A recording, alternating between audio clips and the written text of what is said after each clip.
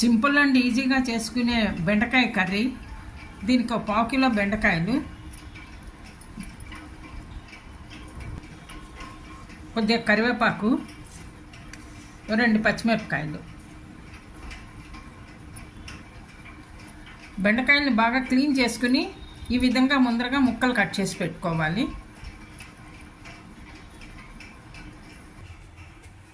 బెండకాయ కర్రీకి ముందర ఒక ప్యాన్ పెట్టుకుని పోపు వేసుకోవాలి. పోపుకి 1 స్పూన్ ఆయిల్. ఎక్కువ ఆయిల్ కూడా పట్టదు, ఇది బెండకాయ కూర కదా, బెండకాయ కూరకి ఎక్కువ ఆయిల్ పట్టదు. ఆయిల్ వేడెక్కాక పోపు దినుసులు, 1 స్పూన్ శనగపప్పు, 1 స్పూన్ మినప్పప్పు, జీలకర్ర, ఆవాలు. ఇందులో ఒక మిరపకాయ ఇలా ముక్కలు చేసి వేసుకుంటున్నా. పోపు వేగింది. ఇందులో కొద్దిగా కరివేపాకు, పచ్చిమిరపకాయలు ఇలా ముక్కలు చేసి వేసుకుంటున్నాను. ఇప్పుడు ఇందులోనే చిన్నగా తరిగి పెట్టుకున్న బెండకాయ ముక్కలు,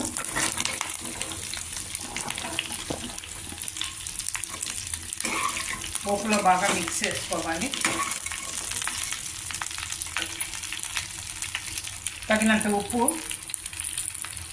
చాలా సింపుల్గా చేసేసుకోవచ్చు ఇది. సింపుల్గాను ఎంతో ఈజీగా లంచ్ బాక్సుల్లో కూడా మనకు 10 నిమిషాల్లో కూర రెడీ అయిపోతుంది, ఎక్కువసేపు ఉండకుండాను.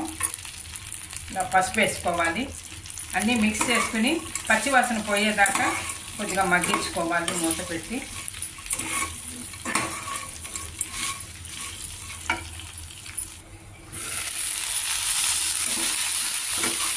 కూర మగ్గుతోంది, మధ్య మధ్యలో కలుపుకుంటూ ఉండాలి. ఎందుకంటే పచ్చి మూకులకి అంటుకుంటుంది కదా, మాడకుండా అంటుకోకుండా ఇలా కలుపుకుంటూ ఉండాలి.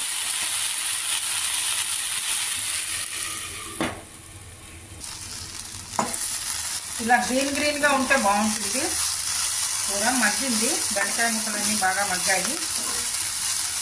కూర రెడీ అయినట్టే. మనకి పైన కొద్దిగా కొత్తిమీర గార్నిష్ చేసుకుని సర్వింగ్ బౌల్లో తీసేసుకోవాలి.